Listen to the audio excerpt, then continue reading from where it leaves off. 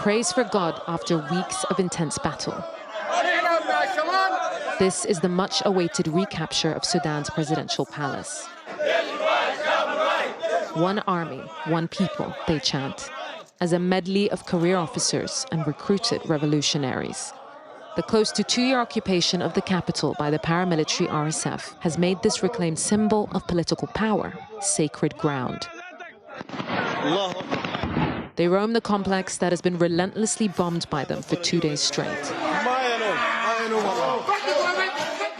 and enter a building once reserved for the elite. This is the Republican Palace, he says.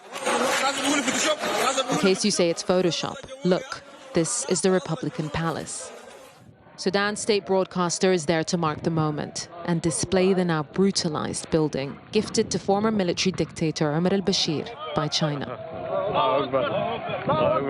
God is the greatest, they chant, as the military spokesman shares the news of victory with the world.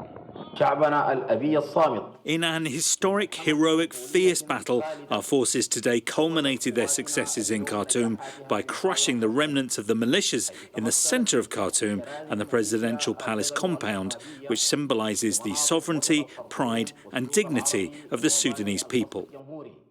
But the RSF made it clear they won't give up the palace without a fight, mounting a drone strike shortly after victory was declared, killing soldiers and journalists from Sudan TV. Among them, Lieutenant Colonel Hassan Ibrahim, the head of military media who worked to give journalists from around the world safe access to the capital. Cherished by civilians and soldiers alike. Loss of life that makes this longed-for moment bittersweet.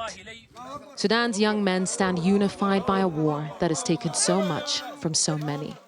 Protesters that marched on the palace against the military in the recent revolution have fought under its command to reclaim their city. Now the only hope for millions after 22 months of terror is a return to the ruins of their home. Yusra al-Bagir, Sky News.